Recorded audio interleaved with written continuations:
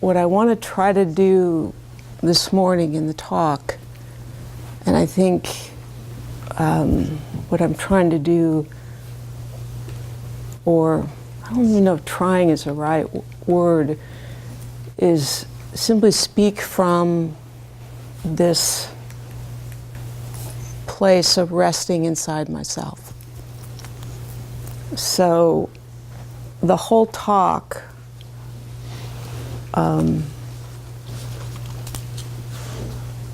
that's where I want to try to stay when I convey whatever I'm going to convey this morning.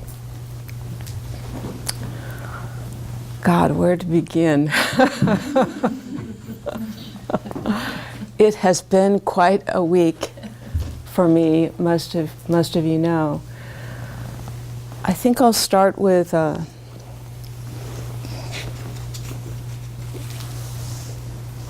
koan. This koan has been with me for about a couple of months, and it has had a kind of force that and power that continues to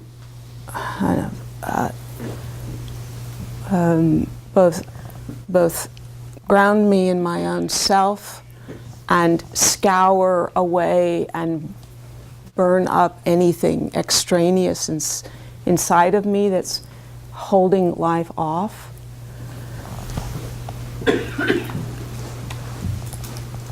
And also kept me almost like if whenever I wanted to get out of it, it kept me immersed inside of it. It wouldn't let me escape from the field of its power and its imagery.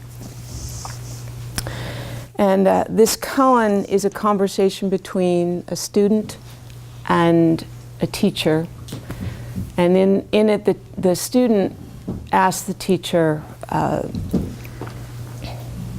when the great calp of fire bursts out, the whole universe will be destroyed. So that's simply a statement of the reality of what the monk feels is true, that there will just be a destruction, everything will be gone. I wonder if it will also be destroyed or not. So the question here is, what is the it that he's asking about? And the teacher said, destroyed. And the monk said, if so, will it be gone with the other? Gone with the other.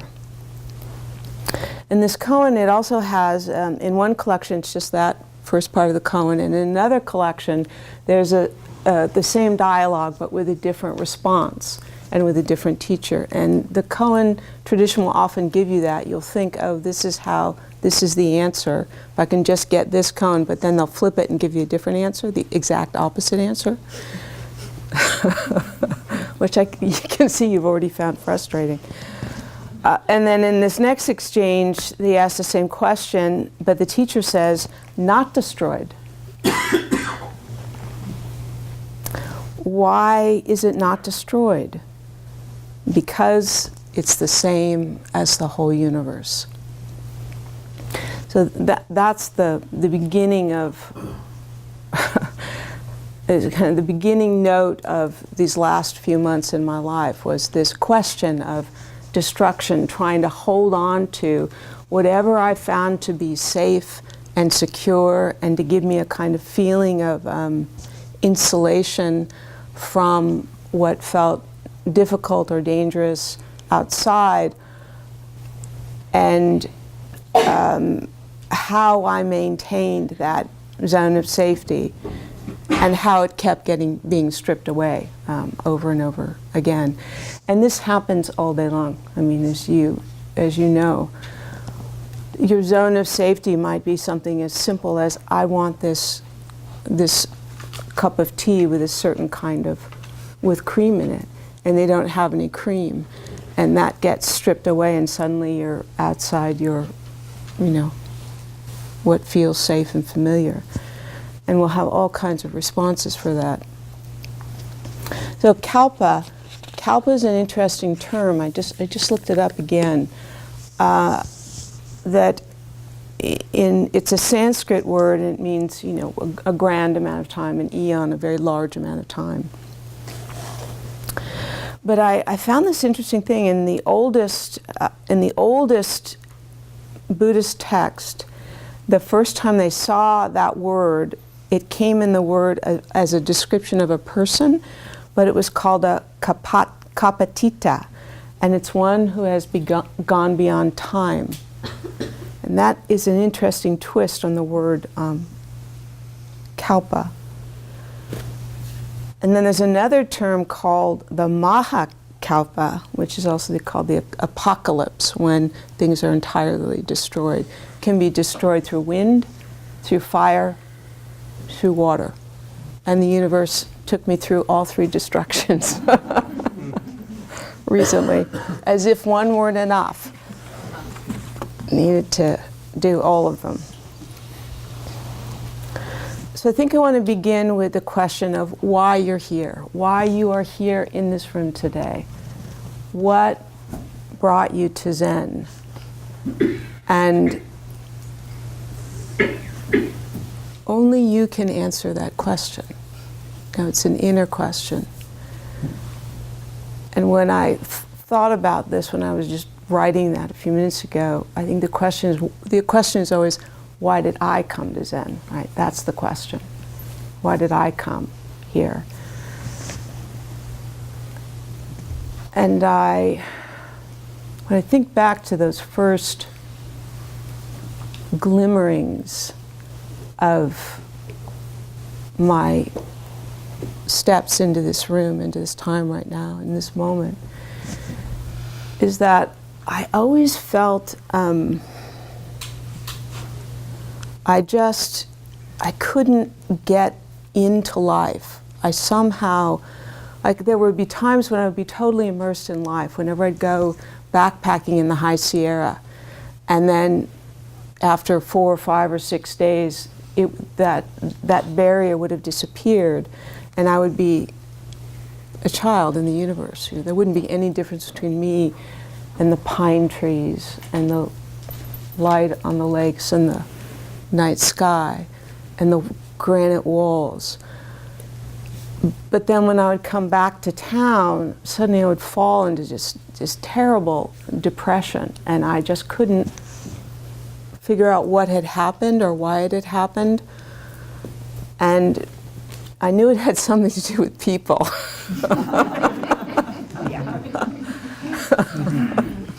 There was no people in the Sierra, and there were a lot of people where the depression appeared.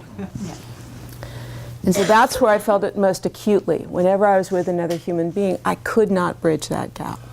And at times it felt, I guess it was most apparent at that time, it was just most painful, where I would be with another human being, and it was like I had a facade, like a cardboard cutout of Allison, and she was here having the conversation, and I was just back here, all alone. And there's a tremendous feeling of loneliness in that. I think that's what I just couldn't bear at some point in my life. And I had a sense that, I don't know why, that there was some kind of brightness, some kind of possibility there that there wasn't any bullshit involved, and it was true, and that I wasn't going to be able to use my usual ways of snowing people and getting by, that this was one way where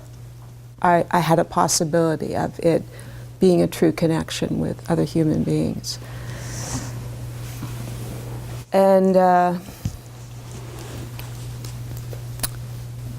so then I think I'll go now to how this koan first started to notice it first in my life. Last fall, when I began to have this feeling of my life, the life I was living just wasn't, I couldn't fit myself into it. started to feel like really uncomfortable, almost like I had to shed something, almost like, you know, those images of crabs where they get too big for the shell and this hard carapace is chafing and holding it in, and it just needs to get off. And I had a desperate desire to get out of my job, to sell my house, to get out of my body, to move out of Santa Barbara. And yet I knew there's something not quite right about that, because all of the conditions for a beautiful, happy life were there. But I couldn't, it was something to do with me, I knew. And then in the fall and September, we had this strange weather event where there was a microburst or a tornado, they think, in Santa Barbara, when all of a sudden this great wind came up and just snapped trees and tumbled things over. And then it started to feel like I was entering this strange, dreamlike period where the world, the universe I had known of safety and order, which I so much loved. This is one of the ways that I would make myself feel safe, is if you have ever been to my house, you know, it's this kind of jeweled temple where every object in it is just exquisitely beautiful and has space all around it, and there's a kind of quiet order and sense of beauty. But it's also, you know, it's just a little spare. It's a little lonely in there, just me all by myself. But it's safe, and it gives some sense of comfort to me. I mean, on one sense. And it's also a place that I love and gives me true comfort. So it's not one or the other. But inside that is that the fear of losing that and having to maintain it is this feeling of, oh, I just want to keep any dangerous bits out. Anything I can't control and order myself, then I don't really want it in this space.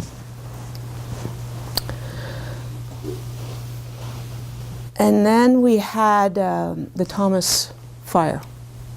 So that was the first real kind of sense of feeling things being destroyed and out of my control.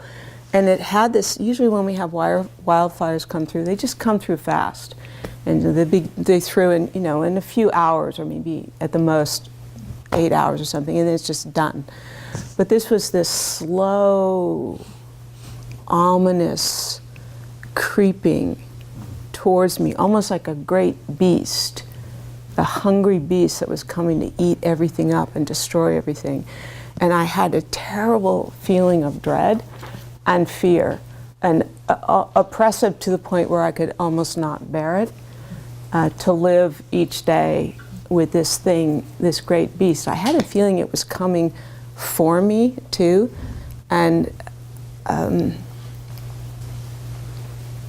in my mind I kept bargaining with it, you know, like, you can take this much. You can take Ventura. Maybe Carpinteria, but you stop at Montecito. You know, that's where I'm drawing the line, Kalpa fire.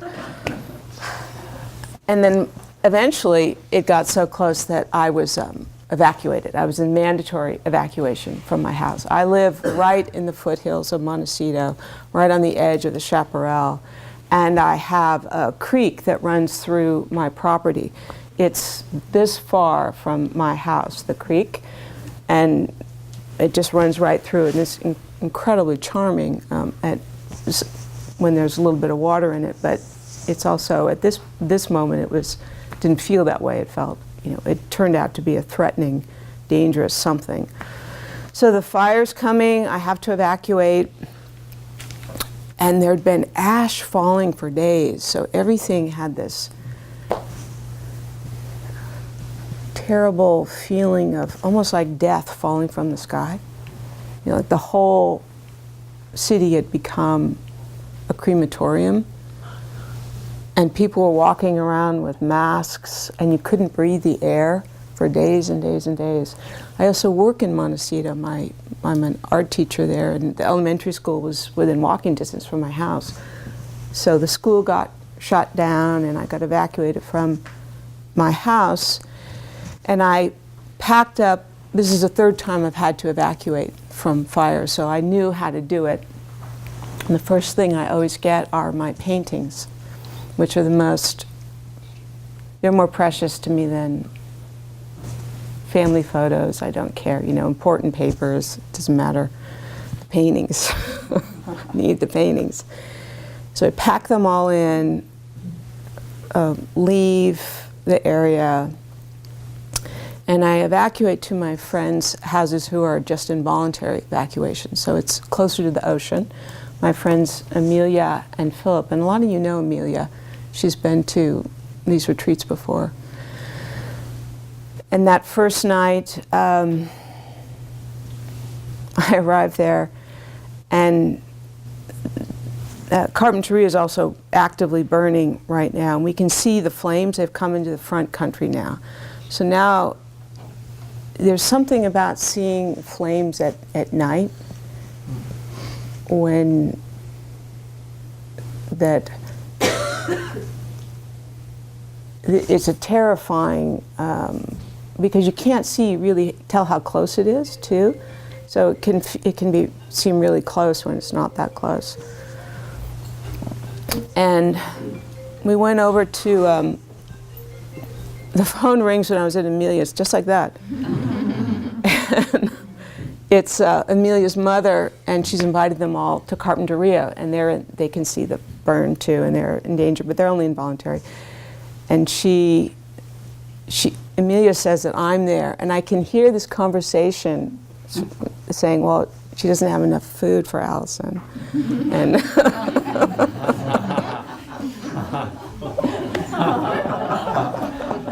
and I'm in a very sort of buoyant, open state of mind. I'm not taking it personally, and so I just say, just tell her I don't eat much.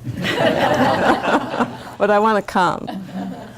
And so we go pile in. There are 3 teenage kids, and Philip and Amelia and I. We go down to Carpinteria, and they have this marvelous meal of, this niçoise salad, and it's this wonderful old 1893, one of the original homes in Carpinteria, really old, and a very shabby, wonderful place where the walls haven't been painted in so long, like they're stained, but on the wall is a beautiful oil painting that Amelia's done the gilding on. You know, this exquisite artwork, these strange stains, all these people.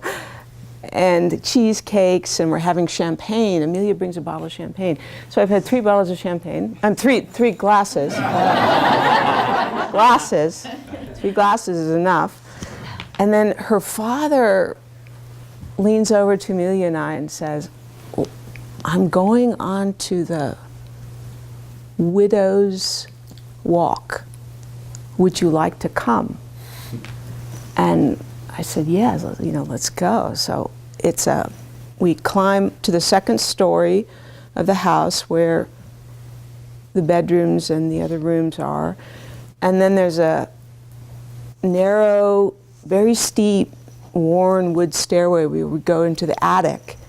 And then there's all these boxes and windows. And then there's a tiny ladder with worn wooden steps that you climb up, these rungs, to get to the Widow's Walk. And I'm a little unsteady with the champagne.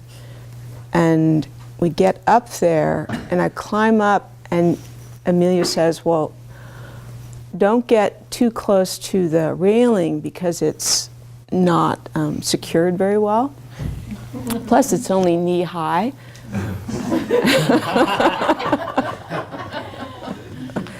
And I'm slightly drunk.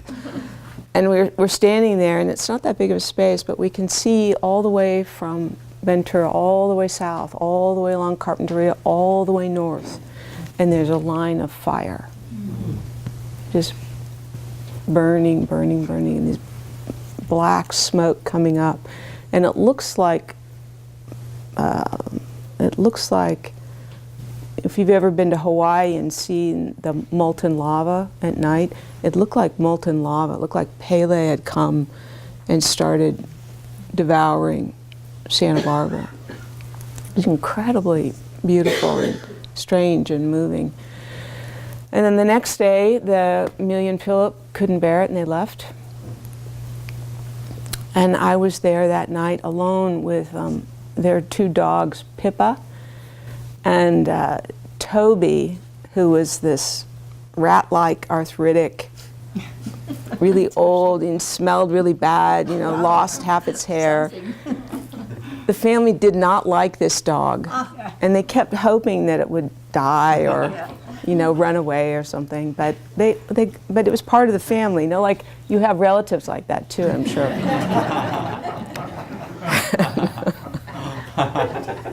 So it was Pippa and Toby, and then there was a hamster and two parakeets and me.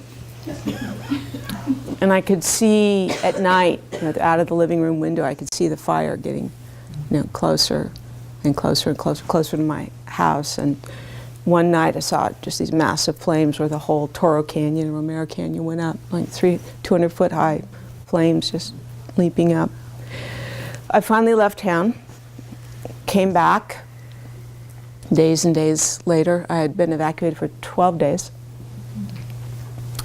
And driving up Sanya Street there, I saw for the first time, you know, the canyon. It was all just ash. It was just gone. It was all burned from, you know, here all the way up. And, you know, I wept when I saw that canyon. It was my canyon. It was more my home than my house was my home. And in a way, there was a kind of, there was a moment of relinquishment, of feeling how futile our efforts are to try to keep the things that we love the way that they are and keep them in our lives in the way we want them to be, to have them. So there wasn't anything to do, right? There's never anything to do. They don't have cream, you know. That's just, the thing that you want isn't there. And then, can I live here with how things are? Can I be inside the life I have right now? Can I let it change me and take me and burn up whatever is inside me that's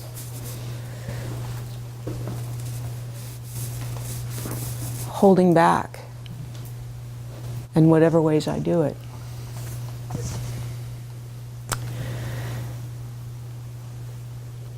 And then we all got back into our houses. Life seemed to go back to normal. But I still had that feeling of dread and fear, and I was having a terrible time sleeping at night. Just couldn't sleep. And I had this kind of buzzing in my body. And I was very worried about debris flows because I had a creek, you know, running right through my property. And I even met with someone from the county who came and looked at my drainage and said, "Don't worry, you're fine." And bought flood insurance. And it's a 30-day waiting period, so it hasn't.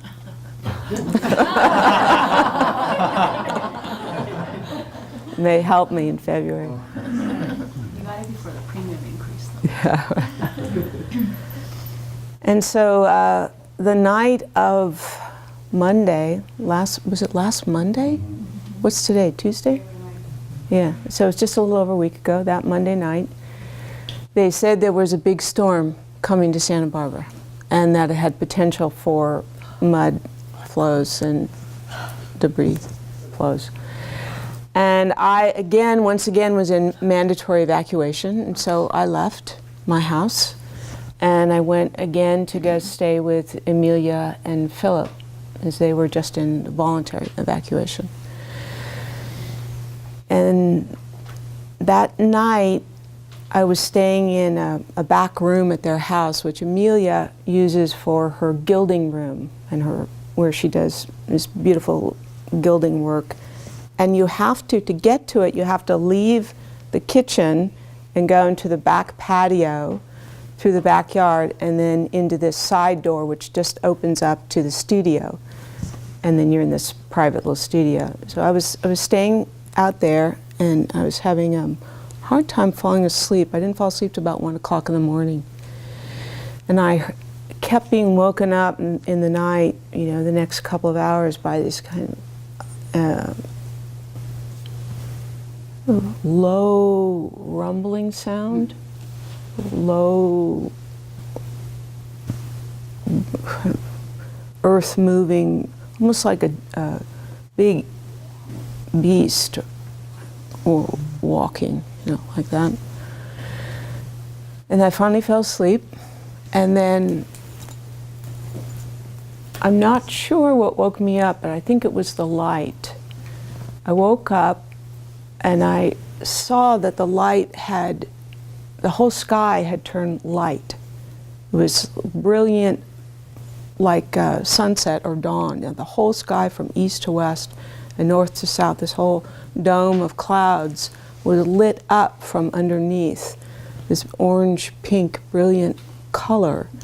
And it was incredibly beautiful, but strange and disturbing. Already I knew something was wrong, and everything seemed too still.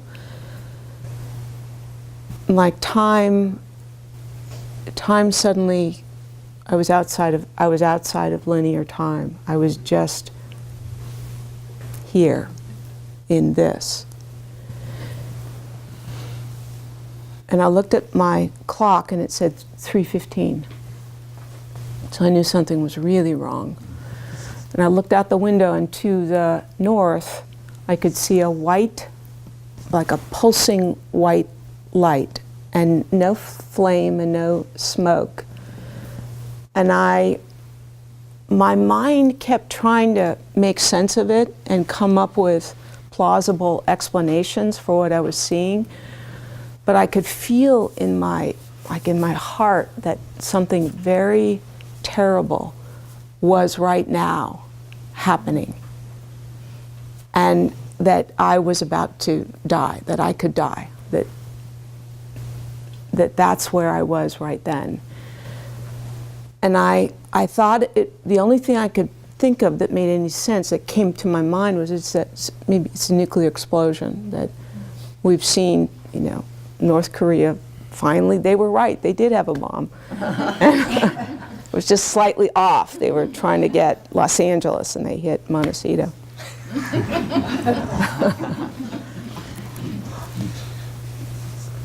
And so I want to stay in that moment for a minute, because it was such a profound feeling of feeling, not thinking, feeling that this was the last. This is how it ends. This is how my story ends, is this moment. And there wasn't any fear. It was this expansive feeling of being, like being went out in all directions. It wasn't just me, the end of me, the person, me. It was the ending of this kalpa,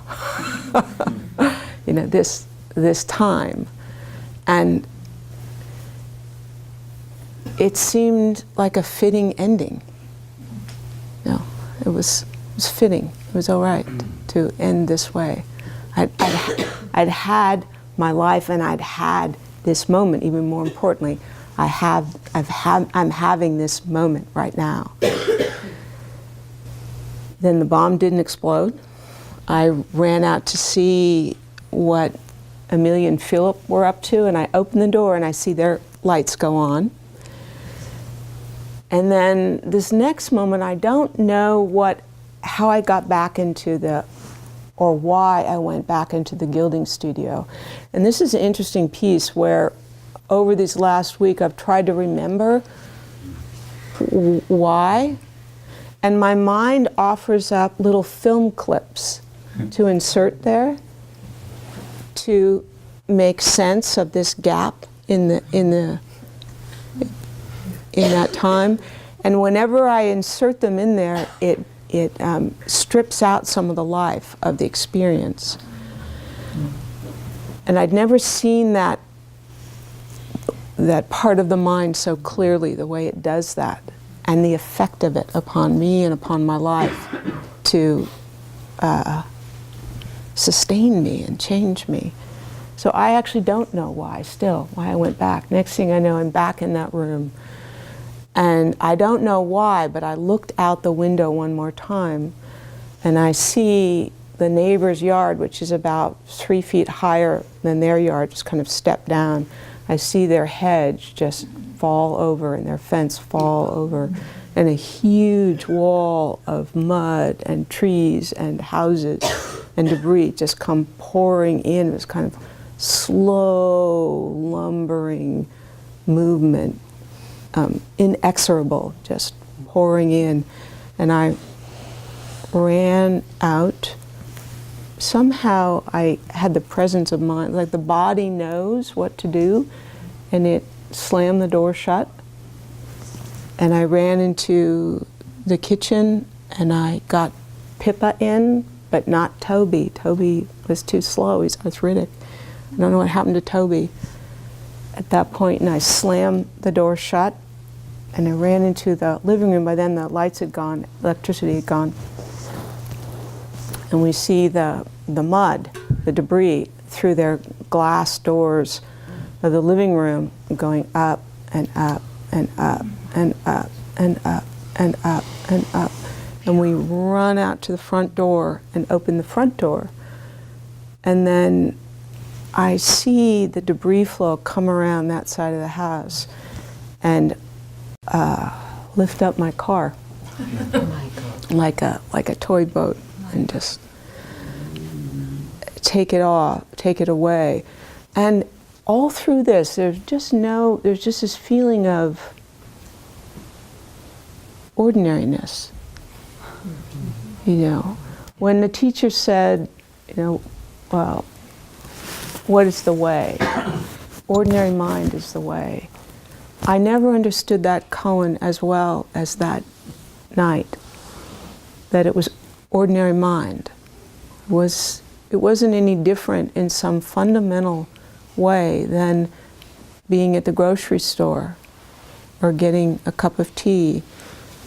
I was just, instead of watching a flock of birds fly away, I was just watching my car fly away. And then Amelia's car gets picked up, and they kind of are bumping together. It's almost like they're having a conversation, well, if you're going, I'm going to go too. I don't want you to go on this alone. And they just disappeared. We didn't find out what happened to them for many days, but and then there was a kind of stillness, an ordinariness in a way, that the whole universe as we knew it had been destroyed. And yet we had these 3 teenagers who didn't have the capacity to know that the universe had been destroyed. It was just another feature of the universe. They were very nonchalant, but it was kind of a lark to them. They didn't quite know what it was in some way. And then we saw lights appearing in the distance and people calling out, and saw a neighbor. The first person we see is a neighbor come by with a headlamp on. His wife is the fire chief, and their house got knocked off. So there was also the smell suddenly of gas everywhere, like really thick, dangerous smell. And I remember telling Amelia I thought it would be a good time to call 911. It's funny, she had her doubts. She thought it wasn't quite serious enough yet.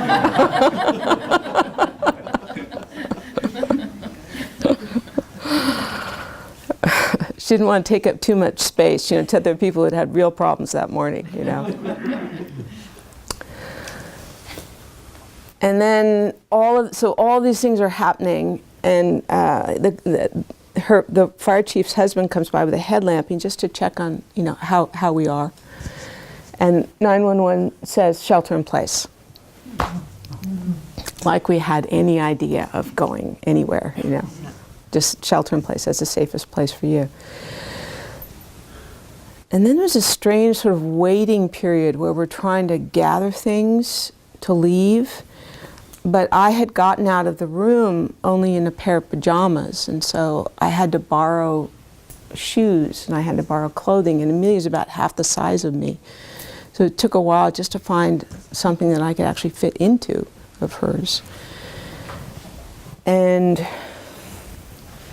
also all of my my purse and my ID and my car keys and my credit cards and my computer and everything was gone. So I just didn't have anything of mine at this point. And throughout all of this, though, there was this feeling of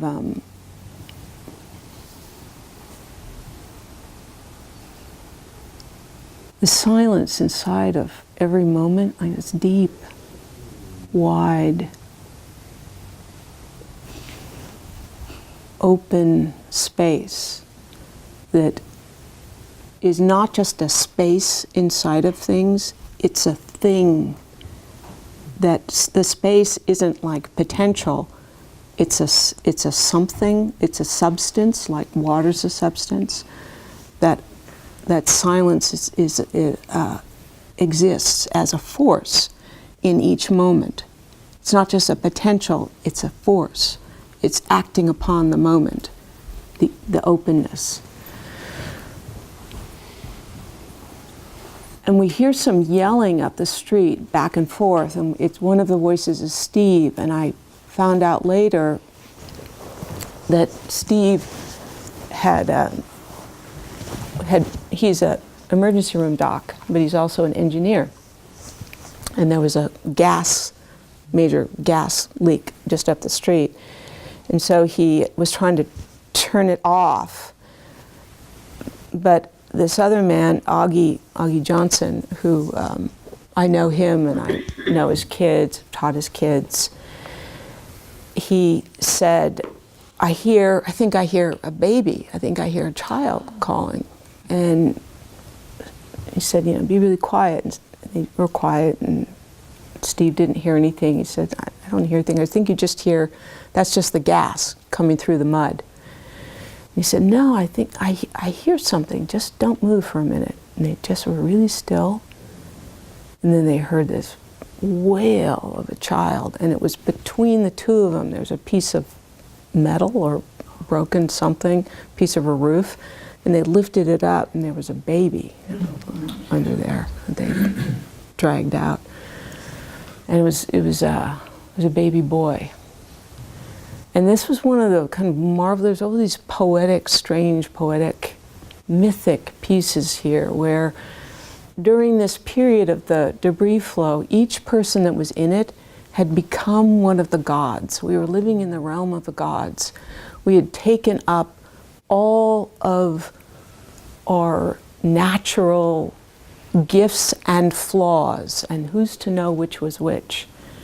but we'd become fully ourselves and taken that out to the full extent of our beings, where normally we're kind of managing or hiding or grabbing or whatever we're doing, but we were just fully ourselves. And Augie, about 2 years ago, his son, one of his sons, had been swimming in a pool and had died of a heart attack. Young, very young, like 17. Had pushed himself so hard to be the best. This is very much in the family, being the best was the most important thing. And there was always this feeling of like a shadow of blame and regret and pain around that family after that event. And then of all the people to find the baby boy, it's Augie.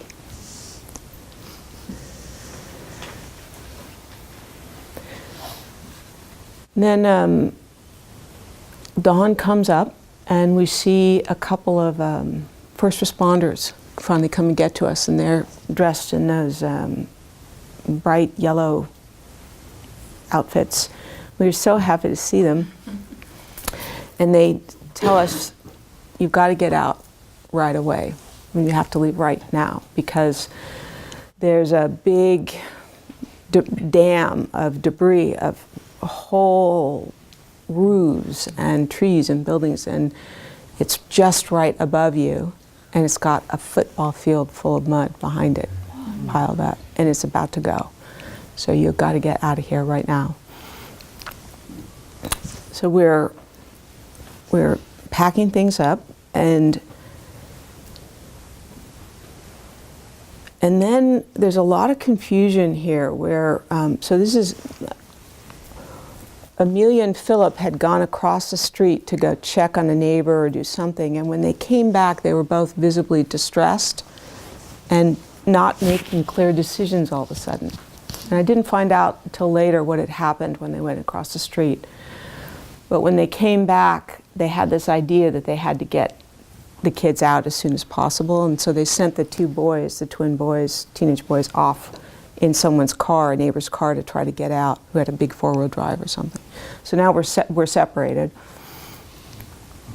And I found out later that when they'd gone across the street, they'd seen a woman's body, a dead body, pressed up against a car, and they didn't want the kids to see it. So they were just panicked, and they just wanted to get us out. So we're trudging through the debris flow now, and they're taking us along. And again, there's this ordinary quality of I'm having just, this ordinary conversation with this firefighter, and we could have been standing, sitting next to each other at dinner or something, just. And yet the circumstances in the exterior seem so dire. But they're always dire. They're not ever not dire. Yeah. You're always right now, I can feel, you're always in the middle of a debris flow. You're not ever not in a debris flow. Your house is always burning down. This is the condition. People are always dying. And the new life is always, the new strange life that you never could have imagined is appearing without your efforts, without your interference, without your plans, without your good intentions. It's just appearing on its own. The force of the universe is so immense, and our efforts are so inconsequential in that way that, I think an event like that, a grand illness, or this is, I think, the power and maybe the purpose of, not the purpose, I guess, the power of these great strippings away, like death, like illness, like someone you love leaving you, like your house burning down, or being taken away, or losing your job. is that my capacity to manage the situation by, or make myself safe through my usual ways, is just utterly annihilated. And then I'm out here in the universe, completely exposed.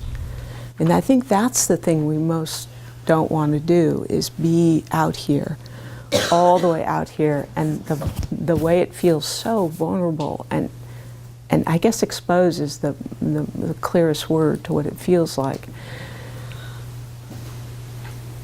That then I'm a part of the whole universe, so I don't have to keep myself safe because there's nothing to be protected from. I'm simply inside of everything, and anything that can happen, there isn't anything that I can't hold, I guess. Because if I'm already all of the universe, anything that happens here is happening to all of it. I don't. So we finally get out, all kinds of terrors and and funny things happening too. Like in the middle of something terrible, something funny will happen. 2 doors down, 2 of my students were in bunk beds, and they got blown out of their house in the bunk beds, blown across the street into the neighbor's house, and they were still in the bunk beds. They were completely fine. And they knocked down the neighbor's walls, and they were covered in mud, and they were completely fine. And I ended up in one of those big green trucks that they take you out of disasters. We're still in the mud flow, and they say we can only take 2 people. And my friends say, tell me to go with their daughter Rel, and that Amelia and Philip will go by themselves and try to get the boys who were now gone off. And I get in that truck in the front seat, and Rel's on my lap, and we look in the back seat, and there's a guy who's completely covered in mud from head to foot, and he's probably maybe in his 70s or something. And the only thing you see is his blue eyes and the whites of his eyes. And he looks like some Aboriginal medicine man, sitting in the back seat. He looks like some apparition. And next to him is his wife, who's also covered in mud, and then the 2 boys, the twins, who were blown through into their house. We finally get out. Various things happen. We get out of the mud flow. We all reconvene. Philip goes back. He rescues the dogs. He finds Toby. Fortunately and unfortunately. Yes. Swimming in the mud. The dog that will not die, and rescues them, takes them out. Gets the parakeets. Leaves, we can't find the hamster. The hamster's a total loss. And we end up piling into a car with another family. So it's their 3 kids, Amelia and Philip's 3 kids, Amelia and Philip, me, and this couple. So there's, I don't know, like 12 of us or something, and 2 dogs and parakeets. Covered all of us, just splattered head to toe in mud. And it starts to rain, and we just want to get out of there. And there's helicopters and sirens and people being pulled out, and we just want to go north. And we drive north, and we end up, Amelia had the presence of mind to make reservations at the Baccara. She has good taste. Yes. We drive up to their front of the hotel. It's all splendid marble and fountain, and the 2 valets come exquisitely dressed and open the doors of the mud-splattered car, and 11, 12 people and 2 dogs covered in mud, come tumbling out. And trudging through the lobby, leaving streaming mud and debris. They're beautiful. We'd like to check in.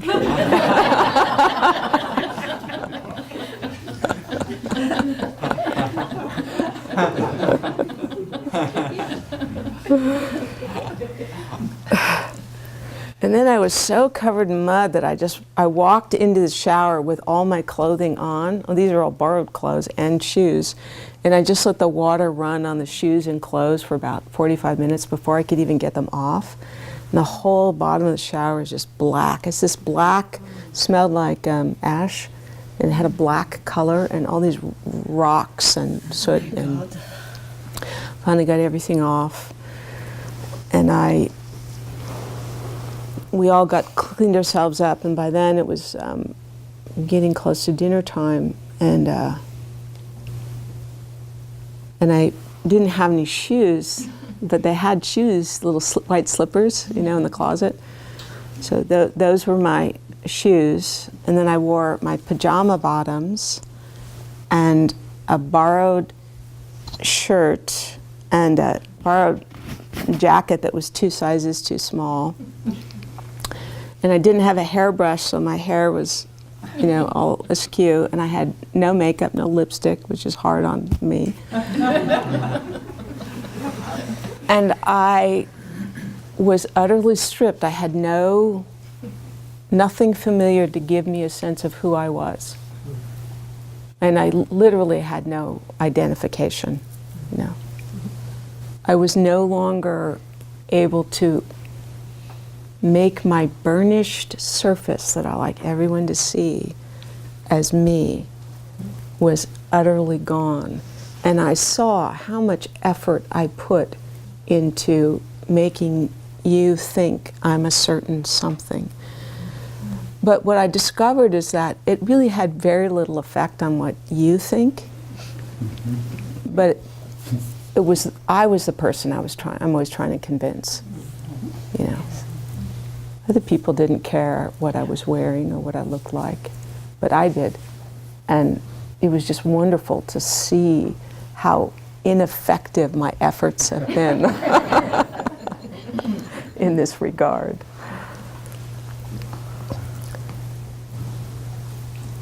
And then there was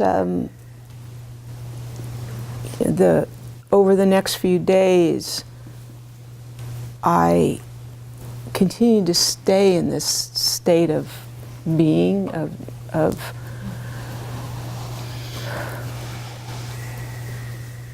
resting inside myself. I guess that's the best way to describe it. Just resting here and not needing anyone to be other than they were. I didn't need to make people love me or like me or dislike me. There was a lot of effort, and I could see it wasn't always trying to make people like me. I was also I was campaigning to make people dislike me too, certain siblings, other people. And all of those efforts they began to be really clear in my mind, like how I do it, how I make a me, how I make my usual unhappiness, and how much work I put into trying to get into the life I think I should be having,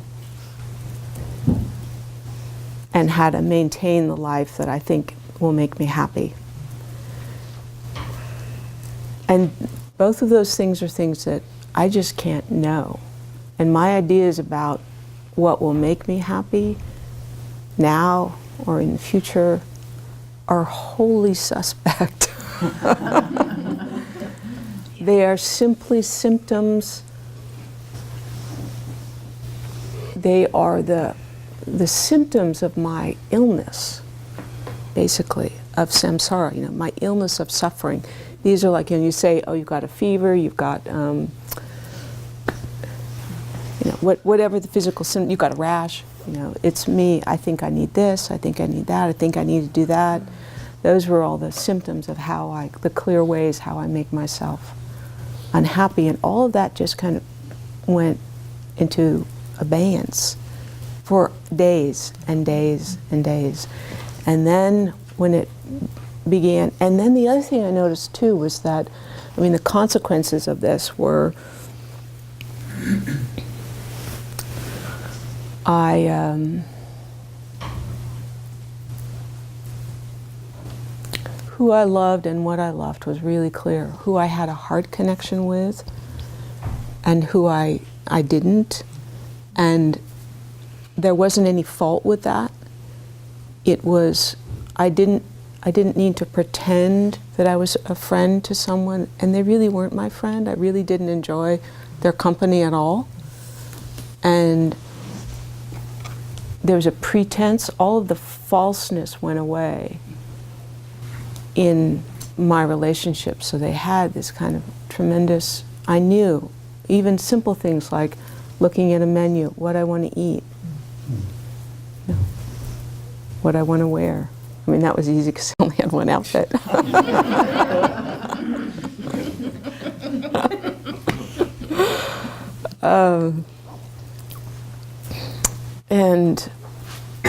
And then I started to notice two surprising things. I wanted different things. Whereas formerly, I would always want, wherever I went, like say I went to a restaurant, I would want to make a little zone, a private zone of safety from just me or for me and the person I'm with. And it was like my little jeweled house. You know, we want a little jeweled table. We don't only want certain people to come in. We want it to be quiet. We want it this and that. We want certain kinds of food. And everyone else in the restaurant disappeared. So they had no meaning for me or no connection, and the only meaning they had was they were impediments to my happiness, to what I wanted for me. And if they had no relation to that, they were neutral. You know, if they helped with that, I'd be interested in them. And if there were impediments, I would immediately do my usual like stance of like football player and just knock them down to get what I wanted. You know, I'd start coming up with all the reasons and explanations and all of this. And I'll give you, so one thing I noticed is I'd want different things. I went to a restaurant one evening with a friend, and there was a table near us, and it was one of those big boothy tables, and it was full of lively, interesting people. And I was just really drawn to them, and I wanted, normally I would never do this, I just wanted to go and sit with them. You know, when they stood up to leave, I started speaking to them. I mean, it was just wholly shocking to me that I was doing this. And next thing I know, I'm holding hands with one of them. We're having this warm conversation. So all of the ways that I would block connection with people, suddenly I was interested. I was no longer afraid of people, and I've been really interested in people.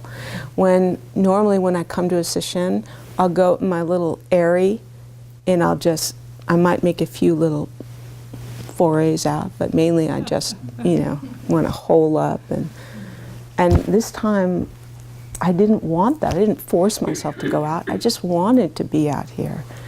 And I knew how to greet people, and I knew how to say hello, and there wasn't any of that tangle in my own heart and mind that usually happens with greeting, with meeting people. And then one of the days I went to go buy a shirt, and buying clothing is often, you know, just really kind of a wretched and tormented experience for me. I always am really unhappy and just depressed. And spend all day, and I just I'll never get anything. I might get a pair of socks, you know, if I'm lucky or something. But I had to get some clothes. It was serious. I didn't have any clothes. I was coming here, and I needed some clothes. And so I went into the store. I knew I found one shirt I liked, and I was wearing it. And I went in there, I said, I just want to get 3 more of this shirt. So the woman looks, and she said, oh, it was on sale, and so it's going to be harder to find. Immediately I could feel like something in me rise up, like my usual hardening. I have to have this to be happy. And whatever it costs, I'm going to get it. And I started, she started looking through the racks, And I can't remember what I said to her, but I said something with like a barb in it, you know. I was starting to bully her.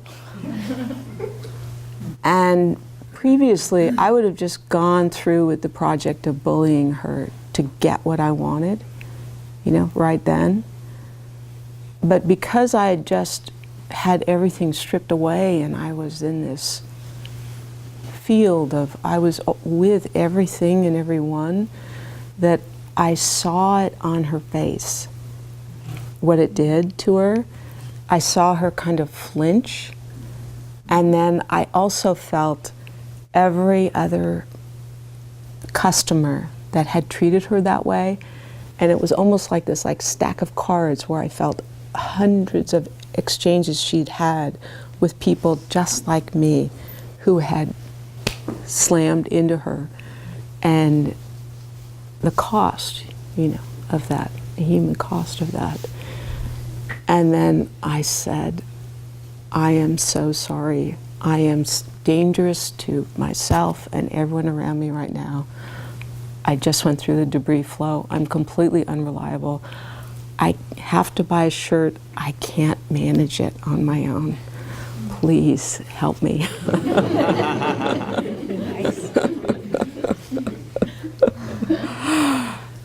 And then everything was fine, you know. We were in it together. It was her situation and my situation were not any different.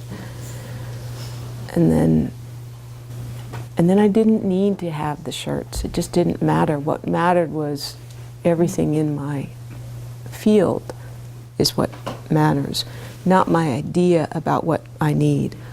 Over and over again through those days, I saw some idea of what I thought I needed and what it would cost for me to get it. And that was a part of the situation.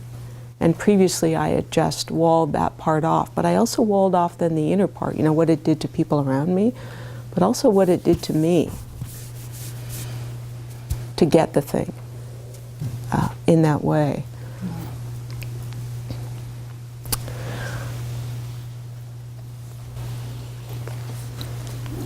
Let me see if there's anything I want else to say about this. And your house? Gone. My house, ironically, capriciously, is totally unharmed. What? Someone sent me a photo of it, and it didn't even get on the back patio. You know, it was just completely clean. And Are you happy about it? Time when you had to go, what happened to the painting? oh, the painting. So that's another twist to it. You know, previously I'd always, the 3 times I'd evacuated, I'd always gotten the paintings. And this time, I don't know why, I didn't put the paintings in my car. I put them up in the upper story, in the second story. And then, of course, you know that my car floated away. And they found it 2 days ago. I thought I saw it on Highway 101, floating. I'm pretty sure it was my car. I recognized the sunroof and the silver. And the one thing I really wanted out of the car was, I never do this, but I did have my lesson plan book in there. It's my Bible. And every year in the lesson plan book, I put an art image, you know, something on the front. And this year I put this Aboriginal, the oldest paintings, cave paintings of the hands on the wall. That was on the front cover, along with some of my students had once, without me knowing it during a printmaking project, had rolled ink on their hands and pressed an image on there of they pressed the image of the thing they were painting, and they printed on each other and on the tables. So I took a photograph of that and I put that there as well, the 2 images of hands. So 2 days ago, I find out, the CHP tells me that it's Chuck Love's Towing. Love's Towing. Chuck Love owns Love's Towing. So I call, Chuck Love answers the phone, and he says, oh yeah, what color is it? And I said, well, it's silver. And I said, it's a Subaru. So he goes out and looks, and he said, yeah, we got it, silver Subaru, sunroof. And I said to him, well, I love this car. And I said, do you think it's drivable? Do you think it's salvageable? And he's holding the phone, and it just goes silent for a couple seconds. And he just starts describing what he sees. He doesn't say yes or no. He says, well, the back bumper's gone. The front windshield, driver's side is smashed in. It's mangled. The doors are, ripped off. Blah blah blah. and then I said, well, because I didn't have a credit card or anything, I'm trying online to report that I've got a missing card in my insurance. But each time they say, what's your policy number? And I type in, I don't know. And they keep rejecting it, and they won't. So I'm saying, well, could you maybe find my policy number? So he opens it up. He's looking around. I said, well, what do you see? And he said, well, broken glass and boulders and blood and rocks. He said, but there's something on the passenger seat, some weird art thing. He said, I can't believe it. How did this happen? And he says, it's perfectly dry. It's perfectly dry. There's no mud on it. It's my plan book. Sitting there on the... You're lucky. Yeah. Yeah.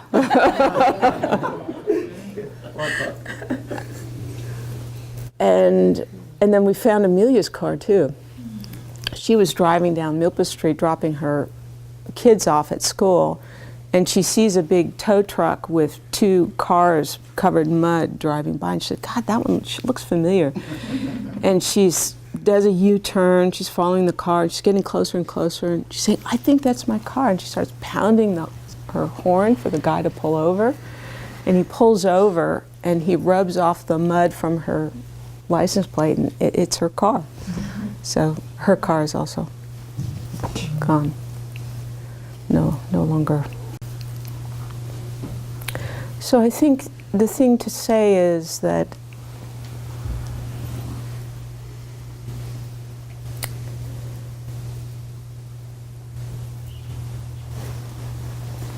we keep trying to get into some other life.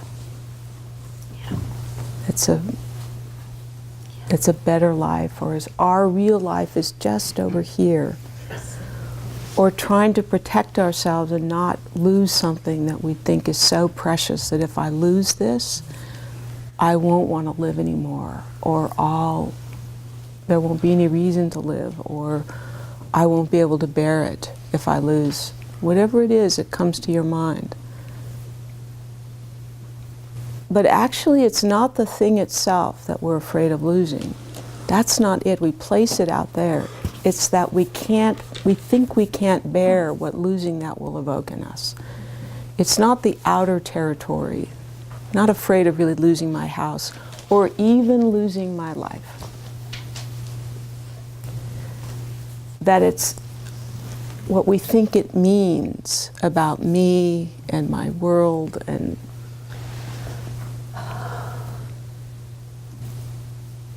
but in a way, having that stripped away and not having any protection, then I have the possibility of having a wider life, having a larger life, claiming all of my life, and not just little bits of it, but claiming all of it. And so there isn't anything, for those few days right after the debris flow, there wasn't anything in the universe to get. I had everything anything that is here in the universe is already mine. And that's true for you. Every moment of your life, there is everything that's here, that's available for you to have, is here. And anything else you think you need is just some idea that you have to keep yourself unhappy. So with that good advice, I think we're done with that.